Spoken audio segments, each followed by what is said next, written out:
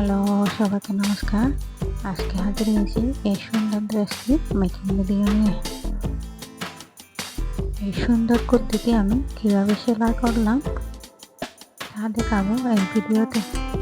অবশ্যই full video দেখবেন। এই গলা কুর্তিটি আমি বাঁকা করে কেটেছি। প্রথমে আমি গলা কুর্তিটি অ্যাটাচ করে নেব। এটি একটি 3/20। নর্মালভাবে আমি কামিজ সেলাই না করে আজ একটা স্টাইলভাবে কুর্তি সেলাই করছি। দেখতে খুব সুন্দর হয়েছে এই কুর্তিটি।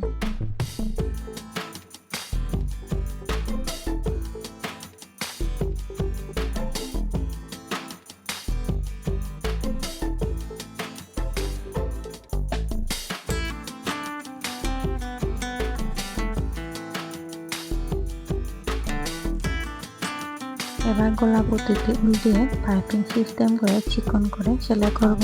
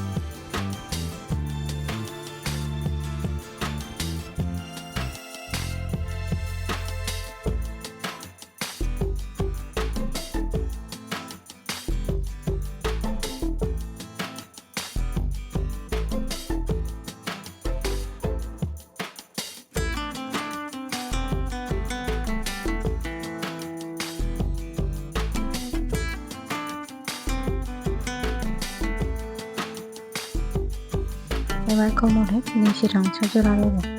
মাঝখানে আমি মার্জিন করে নেব যাতে কুশিগুলো সমানভাবে বসানো যায়। এরপর আমি এটা জোড়া দেব।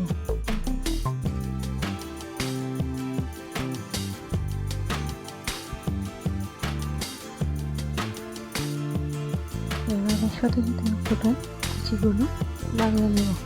দেখুন মাঝখানের কাটা অংশটি মাঝখানে যেন পড়ে, এভাবে কুচিগুলো সমানভাবে বসে যাবে।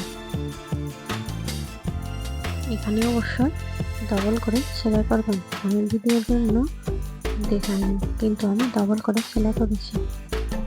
এরপর আমি সাইডের কাপড়গুলো জোড়া দেব। এখানে আমি লেস ব্যবহার করব। লেস লাগালে ড্রেসগুলো আরো সুন্দর লাগে। নিচের থেকে জোড়া লাগাচ্ছি যাতে ফুলের ডিজাইনগুলো মিলে যায়। এরপর মাঝখানে লেসটি বসিয়ে কাপড়টি এভাবে বসিয়ে জোড়া দেব। আপনারা যদি নতুন হয়ে থাকেন প্রথমে লেসটি আগে জোড়া দেবেন। আমি এভাবে আঙুলের সাহায্যে লেসটি মার্জিন করে সেলাই করছি।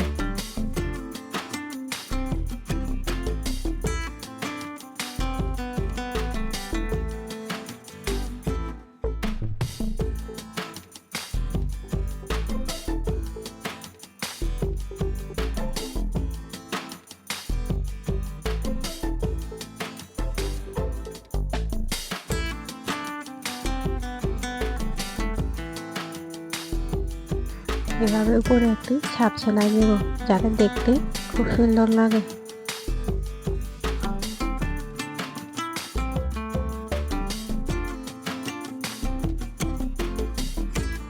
ঠিক এইভাবে উপর সাইডের অংশটি আমি জোড়া লাগাবো।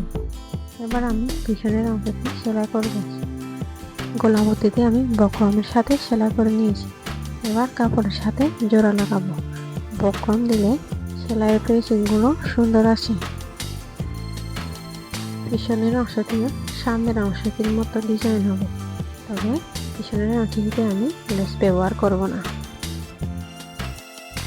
এবার পিছনে আমি মাঝখানের অংশ জোড়া দেব।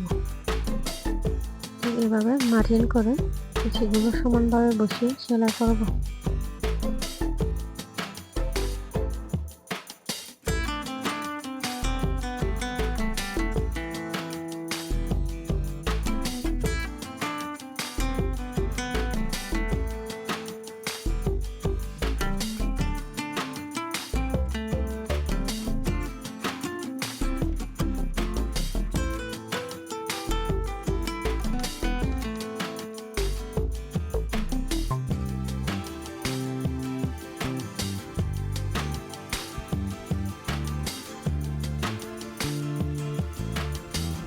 এবার আমি সাইডের অংশ সেলাই করব। সামনে আমি লেস দিয়েছি, কিন্তু পিছনে আমি পাইপিং এর মতো করে ছোট পুঁতি দেব।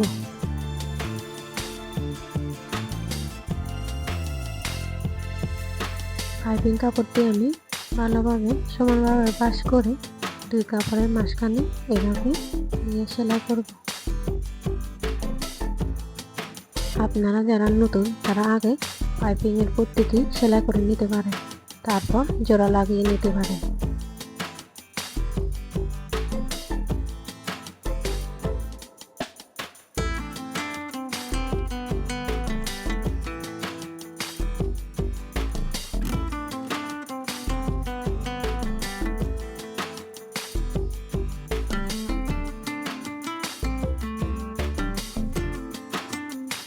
এবার দেখুন পিছনের পদ্ধতি কি সুন্দরভাবে দেখা যাচ্ছে।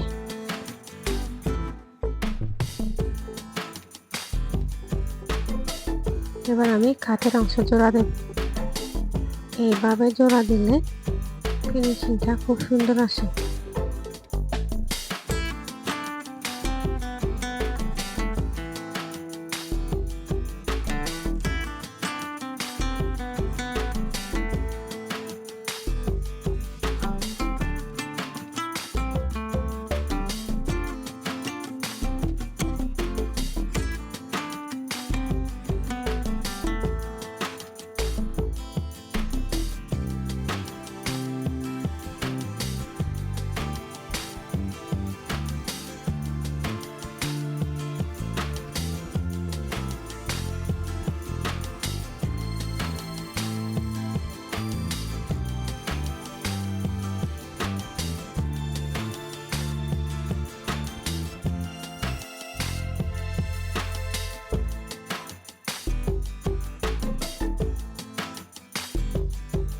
এবার পিছনের গলা পট্টিতে আমি সেলাই করব।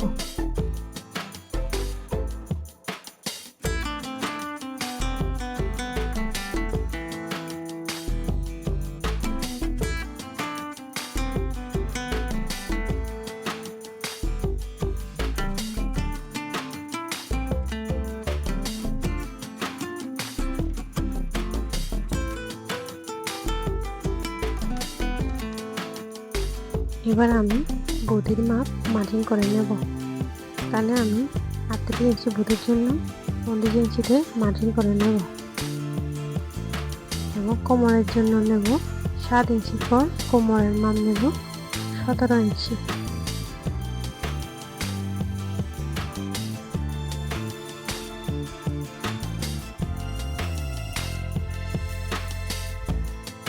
এবার মার্জিন দেওয়ার অংশে সেলাই করে নেব।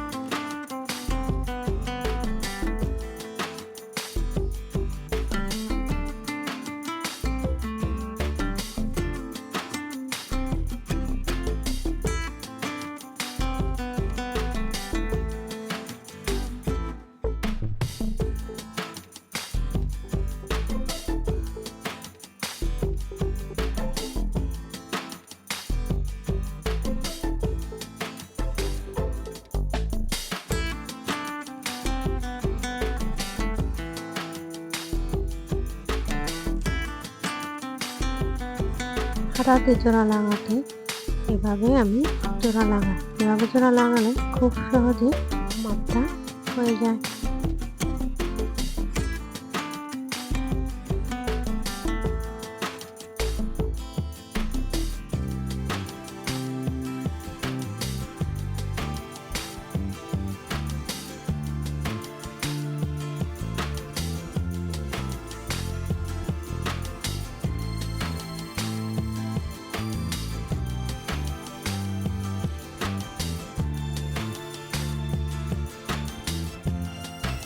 হাতাগুলো জোড়া লাগানোর সময় অবশ্যই পাততে অংশগুলো এভাবে পেঁচিয়ে রাখতে হবে। এভাবে পেঁচিয়ে রাখলে টান টান হয় না। ভিডিওটি কেমন লেগেছে? ভিডিওটি যদি ভালো লাগে অবশ্যই পরবর্তী ভিডিও পেতে চ্যানেলটি সাবস্ক্রাইব করে থাকবেন।